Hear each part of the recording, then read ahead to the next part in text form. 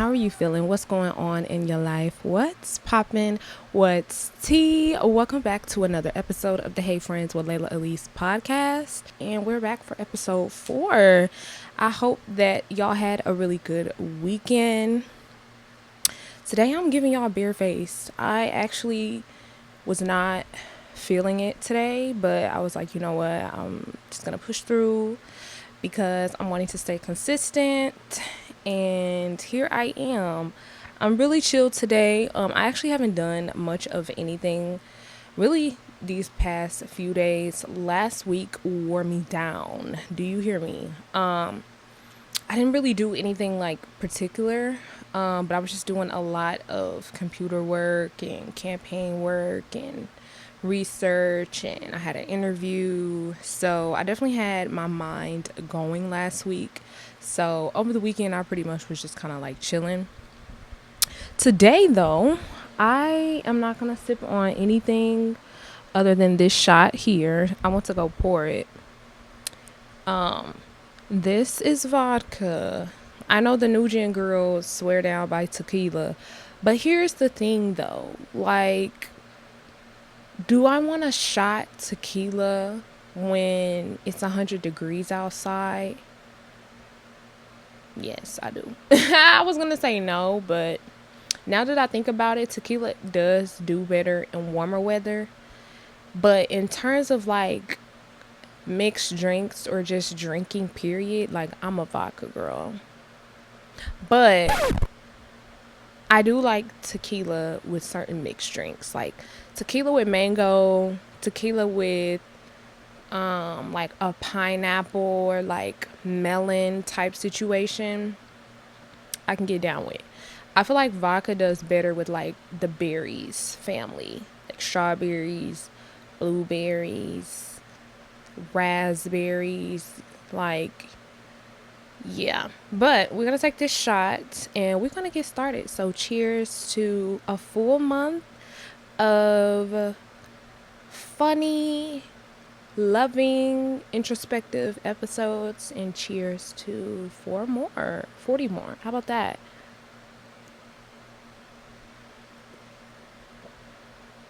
Oh my God. Oh! Woo! I gotta get some water to chase that down. Oh my goodness. Let's get this show started. So, I don't really have a lot to talk about today. I don't want to be here too long. Look, I sound like the preacher. I'm not gonna be here all night. I'm gonna just take 10 more minutes of your time, and it'd be a full hour. So I just finished. This is what I did want to talk to y'all about. I just finished my 12th rewatch of Insecure, a couple of days ago. And I don't know what it is about Insecure. It's like every time you watch it, it just hits differently. It's always some new to like pay attention to. And even the old shit that you know is funny still rings. Like the writers on that show, Issa Rae and her co-creator, like they really did that.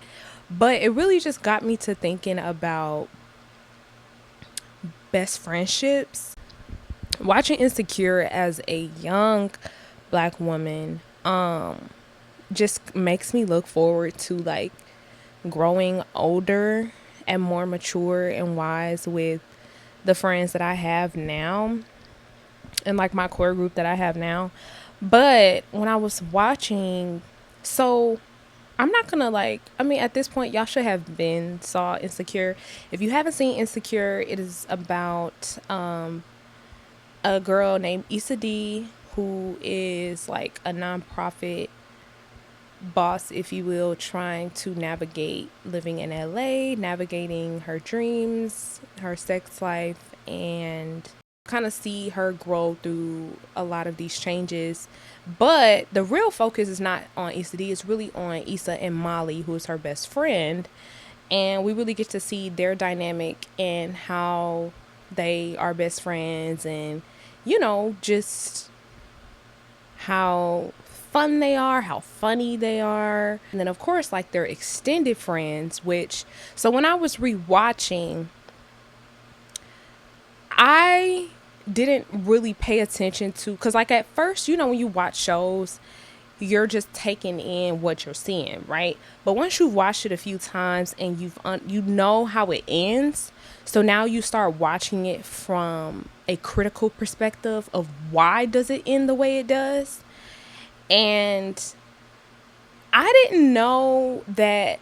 I mean, I did, but obviously now with me watching it more than once, that all of them have been friends since young adulthood. So Issa, Molly, Kelly, Tiffany, Lawrence, Derek, Dro, like they had all been friends. But particularly with Issa and Molly, when I was rewatching, I was really looking at when did their friendship start to break down? Because y'all know, those who have watched season 4 at the block party, Issa and Molly get into it. And let me also preface this by saying I never watched Insecure live while it was on live television. I think I did start watching the last season while it was on, or when it had just went off. But I never watched all 5 seasons live, like when it first premiered all the way throughout. But I know that there was a lot of controversy between like Team Issa and Team Molly, and like who everybody thought was right or wrong in the case and scenario. This is what I had wrote down. I said Molly and Issa were comfortable using each other for emotional advantage. So not getting over on each other, but emotionally they use each other to make themselves either feel better, or in comparing each other feeling worse. But I'm gonna keep reading. So Molly and Issa were comfortable using each other for emotional advantage. Molly wanted to be the winning friend, as it made her feel better about what was missing. Issa was not comfortable recognizing her own strengths until pushed in a corner to put herself first. So I was just kind of like, because if you really think about it, like season 1 started off with Issa talking about Molly's broken like that literally was episode 1. And I think people forget that also didn't get lost in the sauce. Not saying that Issa was wrong for that, but the idea that their friendship was surrounded around Molly being the one who was the ambitious one, the go-getter, but who struggled in her relational health and her sexual life.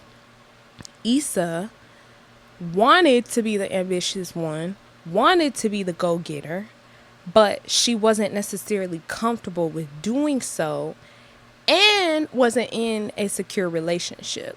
So she not necessarily envied, but wanted the stability of Molly, but Molly wanted the insecurity, quote unquote, of Issa. And I'm gonna just say the insecurity in the sense that Issa didn't have the perfect job. She didn't have the perfect sex life. She didn't have the perfect even aura. Like, she dressed different. Her hair was short and natural. Like, you know what I'm saying? But Molly always envied, and I'm going to say envy for Molly. Molly always envied the way that Issa was able to still be down. She still got and though she was struggling, that didn't necessarily stop her from doing the things that she somewhat wanted to do. And it just started making me think about how we get in relationships with people who we see ourselves in a certain kind of way, or have a loyalty to, because of where we befriended them at, or when we befriended them, that we feel like we have to stay in relationship, when sometimes it's not always good for us to be in a relationship with those kind of people. Like, just because we've known somebody for a certain amount of years doesn't mean that we're best friends, or just because we are in proximity to each other because of other familiar friends that we have to be close. Not saying, right? Because at the end of the day, Molly and Issa were going to be Molly and Issa to the day that they died. Period. Like, they always were going to be okay, if you will. But it does not deny how it is important for friends to know themselves personally and individually before projecting or even inserting themselves in their friendships and in their friends' personal and romantic lives.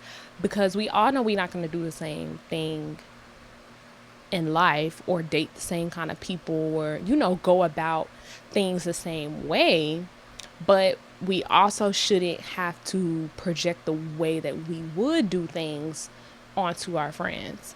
And I think that was the problem. Molly didn't know her boundaries of doing that, and Issa also was not confident in doing that. Molly didn't know when to stop, and Issa didn't know when to start. You know what I'm saying? And so I think that pull and tug between their friendship of what they were and weren't allowed to bring up or hold each other accountable to, I think just created a lot of angst and anxiety and tension as to why during season 4, even after the block party, it still caused them a lot of trial and error, if you will, to get back close. Because they had been so used to, kind of brushing off to the side of like what they really thought about each other, but just kind of like trying to get back to normal as soon as possible. And it really just got me thinking to like best friendships and if I believe in best friends. And because honestly, for a while, like off of Insecure, but for a while, like I did not really believe in best friends. And it's not that I didn't believe in best friends because I think people betray you and things like that. But I think it's really dangerous to like call one person your all in all, whether it be a romantic partner or a best friend.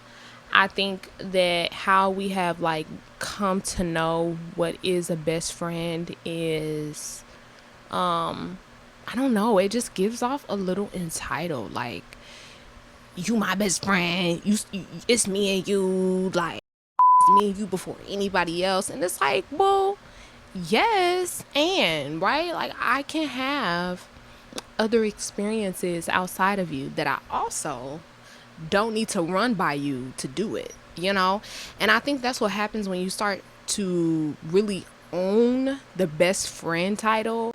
I don't want to I want to be sure that the person that I'm opening up to, even if it is a friend, that there's not just loyalty there, but that there is an ode and a value that we both understand is there, right? Like, there isn't just this understanding that we're best friends, because there are best friends that do the to each other all the time. Would act funny in front of company, try to embarrass them, or talk about embarrassing childhood stories. Like, girl, why is you bringing that up in front of company? This between me and you. Like, that's one thing. Me and that's back. Or let me stay on this point. I think it's really hard to claim someone as a best friend, because it's like, well, what does that mean? Like, we're each other's only friends, or I have to tell you something first before everybody else, or, I feel like it gets really tricky when you become good friends with somebody that has a lot of other friends to call them your best friend. And I'm not saying that you can't be best friends with a particular person who does have a lot of friends. But again, it's like, well, how do we define best friendship? And I think for the longest, I had a very immature understanding of what a best friend is or was, or how to really be in relationship in a best friendship. Because I felt like when I was younger, like, you know how we used to call everybody brother and sister and cousin? Like, I feel like I used to be that girl who, like, I mean, I didn't call everybody my best friend, but I definitely was searching for my best friend. Like, do you hear me? I was out here really trying to play a certain role in order to get a best friend. Like, I can remember feeling upset when like certain friends of mine wouldn't tell me things, or would act a certain way around me but differently around other friends. Like, they would be more jovial and like more laid back or more childish. And it's like, I want to have those I want to be in that type of relationship too. Why do I have to be treated like the serious friend? And then we start we start imagining ourselves in these boxes as friends that also breeds insecurities, right? Like, well, I'm supposed to be the smart friend, or, I've been the responsible friend, or I've been the wild, carefree friend, or, we start thinking about, I'm the mom friend, or that was something that I was always afraid of, and also kind of like backfired in the sense, because I always had a fear of fitting in and people like wanting to be my friend and not being like afraid of me also opening up to friends and like friendship groups and just being, myself, because I always felt like I didn't fit in, whether that was the way I spoke or the way I dressed or even just how I related life or related to life. Like, I was always a deep thinker, always someone who wanted to share in depth, right? Whether if it was getting to know another person and really getting to know where they come from and how they think. Like, a lot of my friends, especially at a certain age, were like not doing that. Like, friends and friendship was really just about, do we have something in common and do you want to hang out? Let's be friends. And it's like, okay, but what if I want to do more? What if I want to do more? And what kind of hangouts are we talking about? Like, let's get specific here.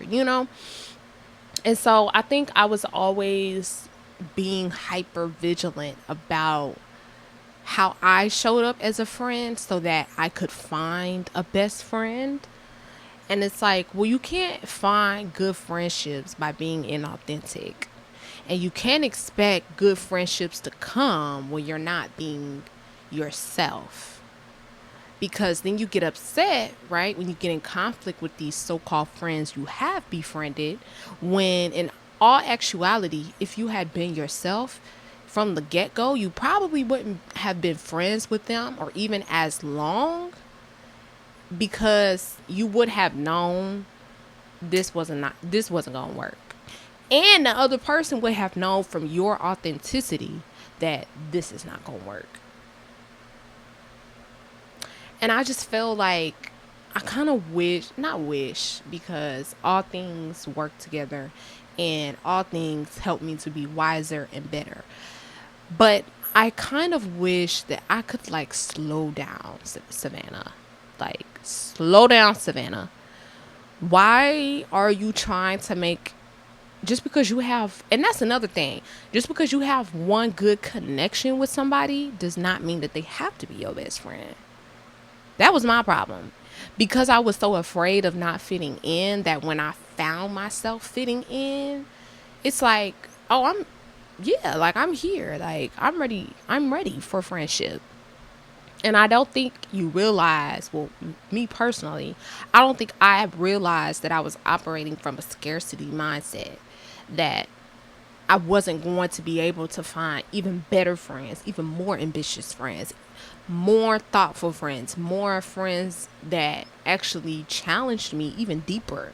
You know, I didn't always want to be the challenger, and I felt bad about being in relationships and friendships with people that I was the only one bringing up deep conversations or bringing up life topics or talking about our emotions and not even our traumas, but our futures and like what we wanted to be.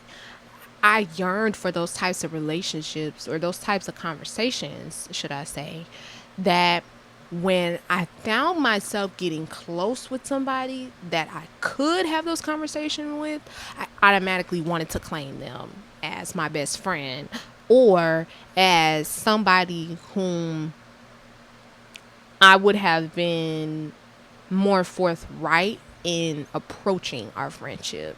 Like, yeah, like I'm sitting by you today. We're talking about this today, and being comfortable with also being a dominant friend. Because girls will make you feel bad about that. Certain girls will make you feel bad about being an intellectual person, about being a friend that wants to be deep. Why are you trying to get all of my business? Or like, me and this particular person are over it now, but I'm bringing it up because it's relevant to the conversation. But a particular friend of mine was, for a minute, a little off put, dare I say, offended by my requirement, because it is a requirement for me to be in deep relationship with someone as a friend. And this particular person felt like I was coming off too harsh.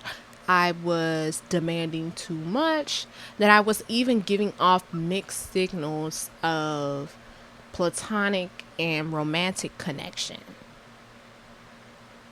And again, I've been used to being called a hard to please friend, which I don't even know what that means. Like, I don't know what that means. Y'all tell me in the comments if you've ever been called a friend that like asks for too much, or a friend that requires a lot in order to be in a relationship. Like, I'm not even talking about requiring my friends to be a certain way. It's just about requiring my friends honesty, transparency, and vulnerability. How is that being a difficult friend? I need help. I need answers. And so I have always dealt with that particular insecurity as a friend, if you will. And so when this particular friend of mine was saying that she was getting mixed signals of my requirements of vulnerability and, just authenticity and openness, she was taking it as, does this like me? Y'all, when I tell you my mind was blown, like, you not saying that there's anything wrong with lesbians or homosexual women, but why is it that heterosexual women get so offended by intimacy with other women? Intimacy is not left or exclusive to your romantic partner. Like, do you ever notice why you're only seeking for that in your romantic partner? It's because you don't have it elsewhere. You don't have intimacy and vulnerability elsewhere. And so the only way for you to get it is to go the romantic route, is to open your legs and to see if you can be vulnerable with this person. And then it's just a Ferris wheel of doing the same thing over and over again, trying to see if you can find vulnerability with the new person because you only believe it's open and available to you in relationship. Well, what about friendship? And I just want more of us to be okay with being intimate with each other And as friends, as platonic relationships or relational people, vulnerability is not subjected to a coupleship. Vulnerability should be a value that you personally carry and want to exude no matter what the relationship is, nor the environment. You should not, if anything, you should be moved to be vulnerable when things start to feel icky, right? And so I just kind of felt like I had never been told that I gave gay vibes or lesbian vibes. I've never been told that directly. Now, if you think that, that's what you think, you know? But the fact that that was like an actual live fear of hers, that she had a friend who quote unquote, for y'all that's listening, I'm putting quotes, that she had a friend who was quote unquote secretly crushing on her because she just couldn't understand as to what I was pointing to in terms of being more vulnerable and honest and just authentic and also responsible when it came to friendship time.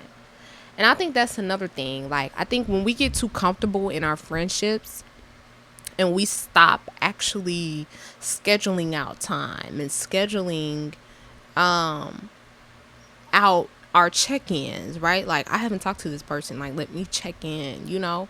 Like, I shouldn't be the only one checking in. I shouldn't be the only one initiating hangouts or initiating conversations, including these deep ones that I'm complaining about.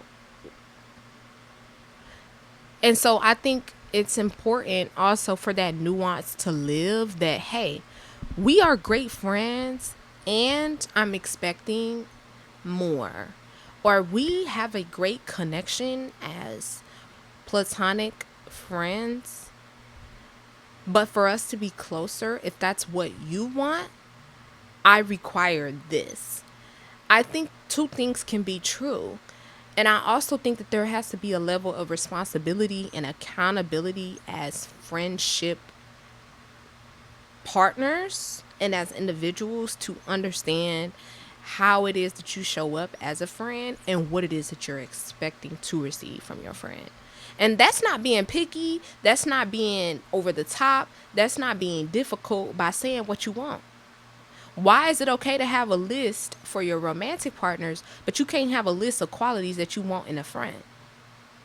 The only thing you look for is if they share the same, if they can dress, if they look good, and if, you know what I'm saying? Be just as intentional in your romantic partnerships as you are in your platonic relationships. And I feel like the consistency would be more at play. But like I said, me and that particular person are not there anymore. Like, we've kind of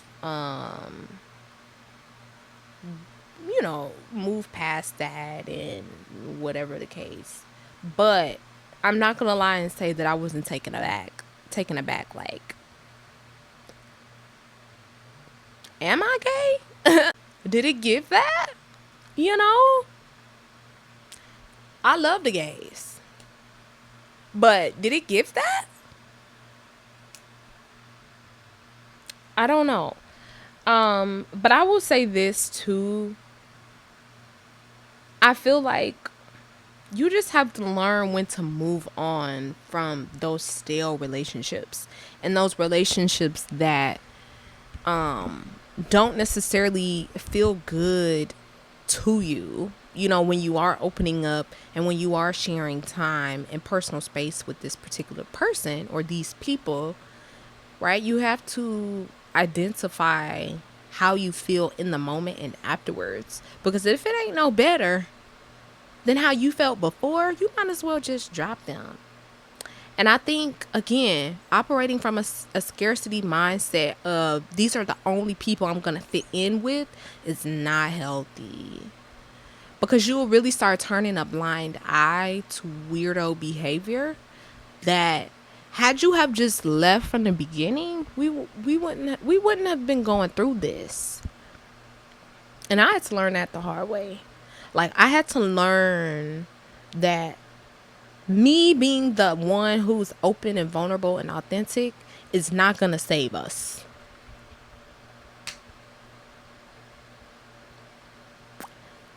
What's going to save me is like-minded company. What's going to save me is loving company. What's going to save me is uplifting company.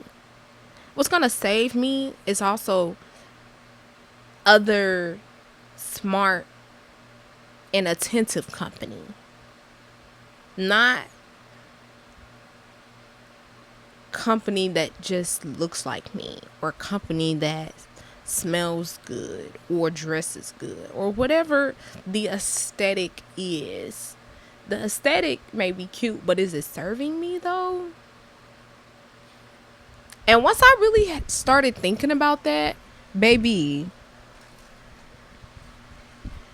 when I tell you it was easy for me, I'm not going to say easy, but it was much more, I was much more stable enough to be able to let go of those relationships. Because I knew there was nothing wrong with me, because I knew that I was a good person, I was and am a good friend, that me seeing these unaligned friendship values was not a me thing. This is an us thing, and we are non-compatible. And let's just go our separate ways. But I think you also have to be able to do that before you start getting in competition with your friends. I put on here when I was watching Insecure, friendship competition. So I said undealt insecurity misleads our behavior, right? So we start, because we're insecure about certain things, even if it is subconscious, we start moving different, right? It misleads how we would normally behave outside of this particular controlling insecurity. On top of that, friendship competition as a result, even if it's competing happiness, can happen. I think a lot of people think that friendship competition only applies to performance, right? Like a friend is doing better in a certain area, so therefore I have to up my performance in that area too in order to be aligned or equally yoked. But sometimes it doesn't even show up as physical competition or professional competition. You know what I'm saying? Those things that you could put measurements on. Sometimes it just shows up as you doing, or you wanting to reach a certain level of happiness because you've witnessed and seen someone else reach that level. You're trying to, in your brain, stay on the same level with this friend by trying to level up your life so that your quote unquote happiness can compare similarly, which is like, first off, very normal, right? We always gauge how we're doing by the people around us. That's not uncommon, right? But it starts to get competitive when you start measuring your progress by other people's happiness. I shouldn't be measuring my progress in my, for example, I shouldn't be measuring my progress in my romantic relationships by a friend of mine who does not have a problem, being in romantic and intimate relationships, or even being dated and courted, right? I shouldn't be comparing my romantic life to my homegirl's romantic life when that may not even be her insecurity or mine being hers, And so you start comparing, well, my homegirl gets a lot of play, and she seems happy. So let me start up in my place so I could feel the same happiness that she's feeling. That's when the competition starts seeping in, when you start leveling and measuring your happiness only by judging your performance in comparison to the person you're comparing yourself to. I have to work on that constantly, because I will see, like, even right now with me being unemployed and seeing a lot of my friends who are starting new jobs and who are getting raises and just doing the damn thing, being able to vacation and, you know, having a sense of bigger purpose and value outside of day to day and even day to day friendships.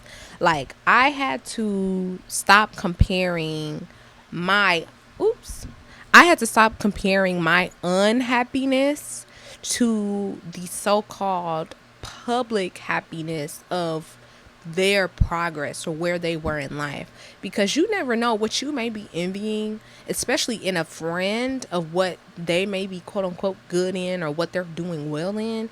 It's sometimes the very thing that they are unsure about or insecure about. And I had to check myself on the simple fact of, number one, I'm not less than because I don't have a job right now and my friends do.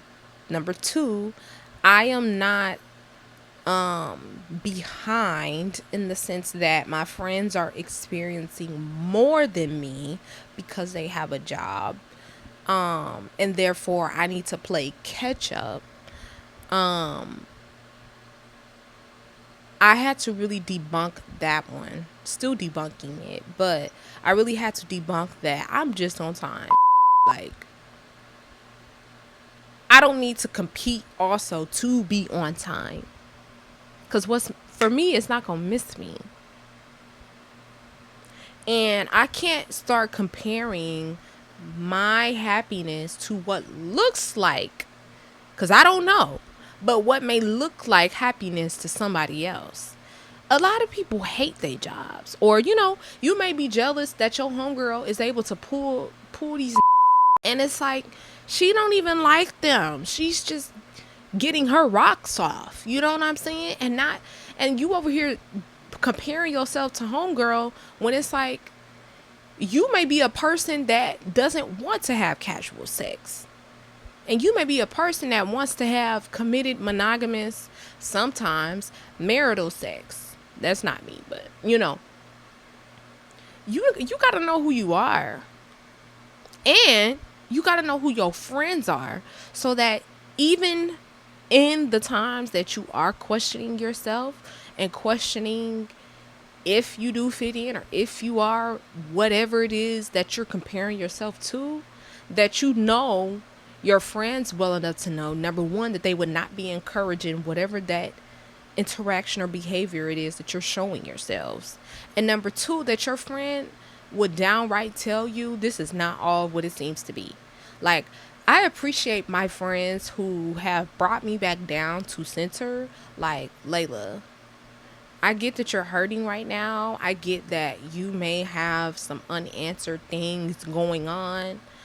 But let me tell you, you know what I'm saying? And my friends have to do that for me also, too, because I'm the youngest. So sometimes I have to be reeled back in as to, like, girl, you comparing yourself. That's another thing. You be comparing yourself to people older than you, or people who don't even live in the same city as you, or people who came from a different background than you. Context is so important. And if you have to also build a case of context in your mind daily when you are comparing yourselves to other friends, like, and it's not that you have to come up with an excuse, right, to make yourself feel better about whatever personal failures that you feel responsible for, but don't project that. You know what I'm saying? Like, I think that is something too. A lot of people don't or are not honest with themselves, in the sense that you are projecting your insecurities by coming up with this excuse of why there is a certain level of inequality between the ways in which you and this friend show up in this particular area. And I don't know. I just think the friendship competitiveness has to be nipped in the bud. And it has to be something that individually you are not okay with. Because if you're okay with comparing yourself to friends, and comparing yourself to people on the internet, and comparing yourself and looking to see what this person got and just copying, got that copy spirit on you, I don't want to be friends with you. I don't want to be friends with that copy spirit. And y'all know exactly who I'm talking about. That friend, soon as you do something, they do it too. Or they thinking about doing it. They call you up. You got your YouTube channel. Your friend call you up. Like, they ain't never done content a day in their life. And they talking about starting a YouTube channel. Or you start doing a certain makeup routine. Now your friend wants you to send the same makeup routine. Girl, I can't send it to you because this is original. This is customized. I'm going to say this. To you copying spirits out there, you better watch it with me. I don't know about the other girls, but I'll say the copying spirits, but the monitoring spirits. I'm going to put the copy spirits number 1, but the monitoring spirits at number 2, y'all got to watch it with me. Because you get confused watching me. You get confused trying to copy me. Like, how does she do that? Yeah. How does she? You answer that for me. Hello? Since you trying so hard, like, you got to recognize when a bitch is trying to copy you. And I'm not even saying that, like, y'all can't have the same hairstyle or y'all can't work in the same industry. But I'm saying visibly, people who are visibly trying to morph themselves into you. People who are trying to... This is another red flag to me when I am in conversation with friends or people, associates that are trying to make themselves friends who we are in deep conversation with, but are not really adding anything of value, in the sense of you're just only agreeing with me. Like, when you live a life of intellectualism,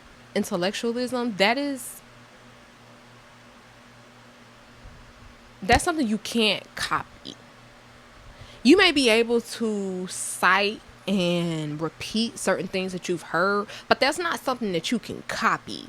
And so when, as an intellectual person, when I'm in conversation with someone who is not showing their own intellect, it's a red flag to me. Because where did you get this from? Or what do you, like, are you just saying what I'm saying? Like, you can visibly tell the disconnect of people that really want to be your friend and people who are trying to be like you. They start stealing your lingo. Them was wearing bodycons and leggings before they met you. Then all of a sudden they wearing button-ups and wide leg pants when they meet you. Anytime they wear makeup, you looking at their face real sharp, because it's like, why do you look like me? Like, why does your contour look like mine? Like, don't play with me. I know you. I'm not that girl that thinks everybody wants to be me, and I have haters, and these haters, they just want to be me. No, because I don't necessarily believe in haters, but you gotta spot them copying girls and kick them to the curb quickly, because you'll them be the same ones that will copy. Girl, they be the ones that will take your man. And I don't like to say take, but they will literally go above and beyond to make themselves available to your man, just to say that they had him too. And then to talk about together. No. We see each other. Stay over there. And I'm gonna stay right here. But you have to kick them copycats literally to the curb. The monitoring friends, the friend that never congratulates you, the friend that never shows up to your things, the friend that always is quiet when the times are good but show up when the times are bad, just to also collect information on you. They're not sharing insight with you. They're only there just to quote unquote console you. You gotta watch them hoes too, because they take a note of everything. They take note of what triggers you.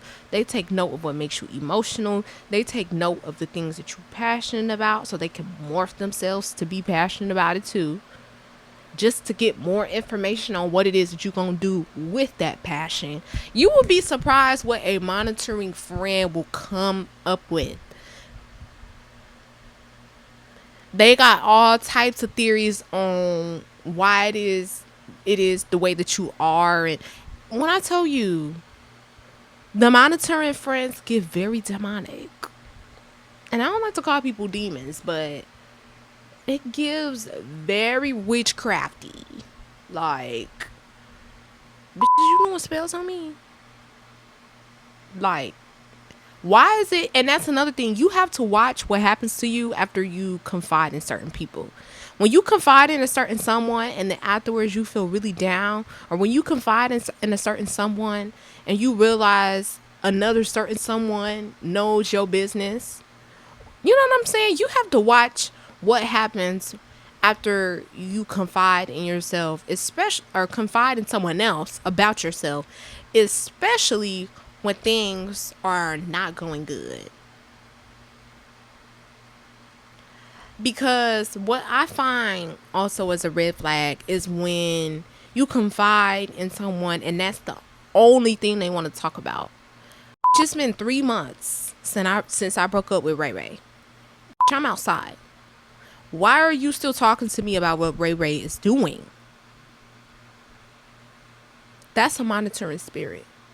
They're trying to bring you back to that level of exposure and manipulation that they did have you at one point, by constantly bringing you back to the things of your past or the things that you have shared with them, because they themselves are insecure. You have to watch those. I just think that we have to be okay with just not being everybody's friend, especially as girls. Like, every girl is not your sis. Every girl is not your girl. Like, the reason why I call my friends whom I am very close with sisters is because we're that tight. Very tight. Do you understand? The friends whom I call friends, we friends. Yeah, we friends. And that's kind of like pretty much the tiers for me. I have sisters and I have friends. But you have to understand the tiers that work for you. Are you sisters with this person? Are you friends with them? Are you acquaintances with them? Are you going out friends, right? Are you birthday friends? We really only show up for big moments, right? So we show up for the birthdays and the graduations and the weddings and the whatever. Are we childhood friends, huh? Don't be ashamed to, I'm not going to say put people in boxes, but put friends in boxes. For your peace sake and for your friendship's sake. Because every going out friend is not a sister. Every acquaintance is not a friend. Like, every childhood friend is not a sister or a brother. We connect on childhood memories. That's another thing I'm getting tired of, is like holding on to these friendships that I've known for years, and it's like, bruh, are we done acting like we really are friends? Are we done acting like we really been there for each other? Because we ain't been there since at the sleepover when we was 10. Are we done acting? And again, two things can be true. We can be childhood friends, and I still have a certain love for you, or I still have a certain respect for you. But that don't mean we sisters or brothers. That be the audacity that I can't really get with. Last thing, being okay with separation and doing some things alone so that you are better in relationships, particularly friendships, is always the way to go. One of my sisters who I'm very much close with, and I have to get her on. She's been on the podcast before, but she really taught me how secure and comfortable friendships really work.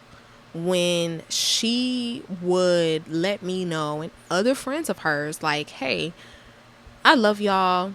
I'm locked in right now. You know what I'm saying? So that may mean I'm not going out, I'm not drinking, I'm not smoking, or I'm not spending extra money outside of the things I need to take care of, or I'm locked in, right? I'm in the gym, I'm focused on my health and my body. So when we do go out, I'm not eating certain things, or I'm not drinking so many drinks, or I'm locked in right now. I'm gonna talk to y'all in 2 weeks. Like, I had to learn from that. Like, oh my God, bitch, let me start taking care of myself too, bitch. Let me start taking my 2 weeks from my friends, Cause sometimes the friends will wear you out every weekend. We going every weekend. I got a boots and strap up. Let me lock in for 2 weeks. You know what I'm saying? And I'm gonna come back to y'all, like, and I can still rely on our friendship and know that you're not gonna be offended, and it's also not gonna be no beef. That, well, why is Layla not talking to me? I'm locked in right now. I have things to be focused on right now, things to be worried about right now. I do think that there is a level of balance, right? Like, you shouldn't only be in connection with people when things are good. Like, I think there is something to letting your close knit friends and sisters in on the lower times and the times that you are struggling. But the times when you are getting your shit together and having to prioritize things and reorder certain things in your life, I'm going to come back to y'all and know that you will be come back to.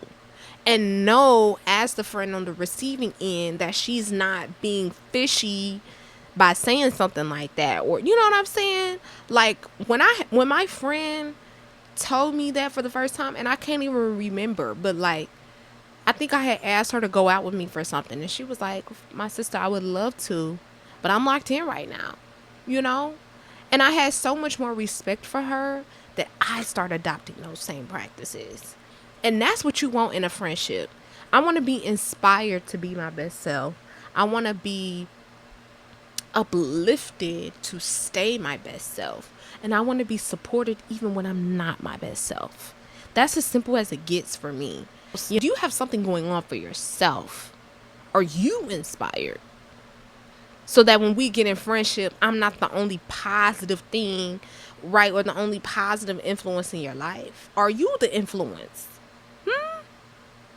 Because I like to be in a relationship that people who are the influence, not the ones being influenced. Because were you silent or were you silenced? Yeah. So those were like some of my thoughts rewatching Insecure. Thoughts on me reflecting on previous friendships, stale friendships, and even friendships that I have been betrayed by, and being actually confident in the friendships that I have currently, loving the friendships. I don't think I've ever loved so much the friends that I am connected with now. Like, I don't think I've ever said I loved you to friends until I met the friends that I have now. I really do believe that when you're able to set that as a base principle, it's so much easier to know who is and who isn't your friend, and to be sincere in the friendships that show themselves to be good friends, and to be able to trust those people and to continue to open up to those people has been a learning lesson for me, that like these, you have good friends, right? But they not going nowhere. So you can't be looking for what's going to go wrong with certain friends, you know what I'm saying? Just because it's so good. Trust in the goodness with your friends. Be present, right? Switch it up. If we go out a lot, maybe we need to be inside. Or if we always inside, let's try doing certain things together, doing new experiences together, opportunities together, right? If we always in a level of danger, let's reevaluate the ways in which we're hanging out. Challenge your friends.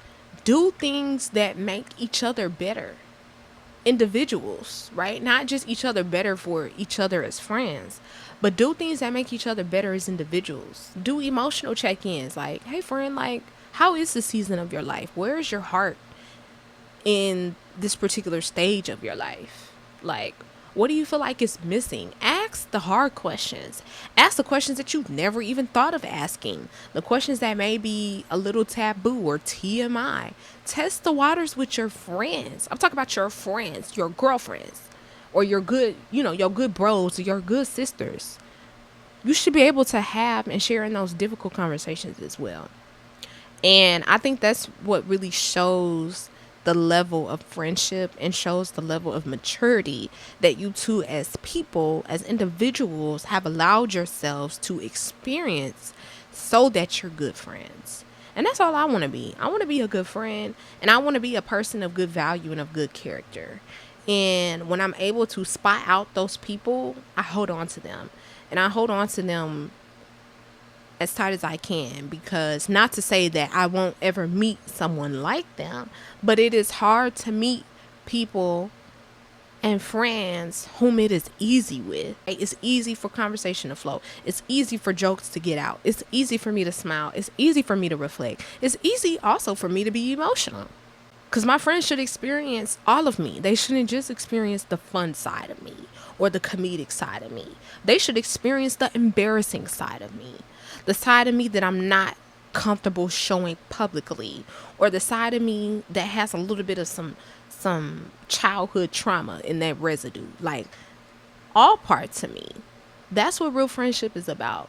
And I really believe that I am beginning to reclaim my belief in best friendships, and just redefining what that means, right? Like, I don't have to have one best friend. I can have multiple best friends. I can have multiple best friendships. I can have multiple circles of friends that give me the best vibes. You know what I'm saying? I can define however and whomever it is that qualifies as a best friend, and not feel tied to a certain relationship or a certain level of showing up in a certain relationship. And I've always told my good girlfriends, like, it shouldn't never get to no level of that with us. Again, not saying that we can't have conflict, not saying that we can't go through things that we may fall in and out of our regular scheduled programming, right? But like, it should never get to a level where we're not able to talk, or it should never get to a level of jealousy, or it should never get to a level of, secrecy and we hiding shit from each other. No. We're going to sit down. You know what I'm saying? And I appreciate my friends who do that on a regular, who are that way on a regular. And you just have to know those people. And again, hold on to them. So let this podcast episode be a reminder that it's time for your annual rewatch of Insecure. I'm kind of like sad that I rewatched it so fast. But I'm at the point now where I'm like, I know the episodes that I like. Like, my favorite episodes are, I'll put my top 3: Coachella, the block party, and my third favorite episode would be the sleepover episode. I think it's the last, it's the last season. Y'all will never shame me for being a girlfriend. Like, I'm a girlfriend first before I'm anything. Yes. Yeah, if you like this kind of video, make sure you like, comment, and subscribe. Make sure you following me on Apple and Spotify. To my watchers on YouTube, make sure you are following me on both of those platforms. And for my followers on Spotify and YouTube, that you are subscribed. I'm sorry, y'all know what I'm saying. Subscribe on YouTube, follow on Spotify and Apple, okay? And I'm gonna see y'all next week. Bye, y'all.